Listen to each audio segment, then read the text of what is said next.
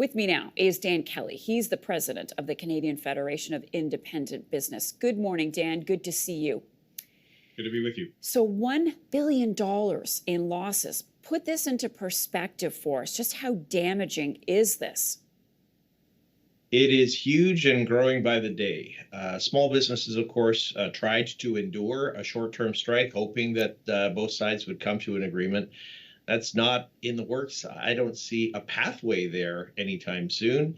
And the losses are mounting. We have businesses that have tons of money frozen in the mail from supplier checks that they're waiting to cash to pay their payroll. We have tons of businesses, retailers especially, screaming because they're not able to get the goods to lots of places across Canada, and of course at a higher cost where they can. And then all that ad mail and special flyers or the postcard from your nail salon that asks you to buy a gift card, none of that's happening. This is taking a real toll on small local businesses in every community across the country. What are businesses doing, or at least trying to do, to deal with these losses? Well, look, there are some alternatives to some of these services that Canada Post offers. On the payments side, businesses are calling their customers, other business customers, asking them to send them e-transfer or perhaps a check by courier.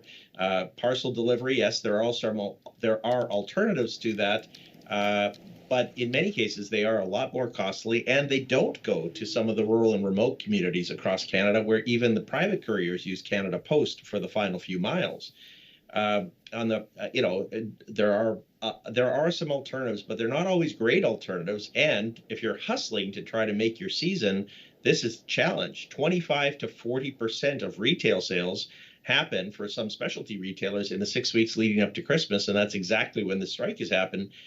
This is what worries me as we go into the lean period in January and February. This damage will be felt. I want to go back and pick up on something you said, and I'm glad that you mentioned remote areas. In northern Canada, boy, what's the impact there? Because as you so rightly point out, there really are no options other than Canada Post. This is it.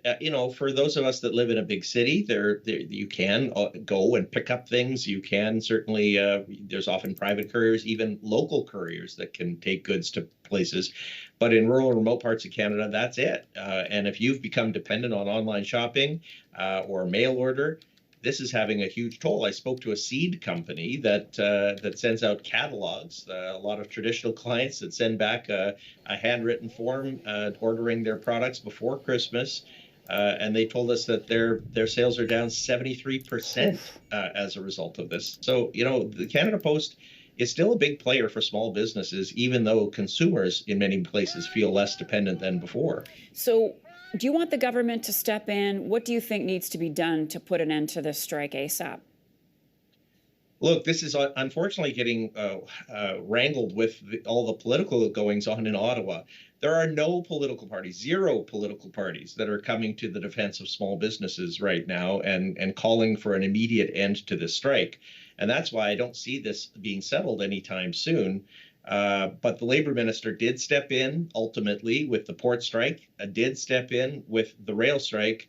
This, for retailers, especially small and medium-sized companies, is just as damaging.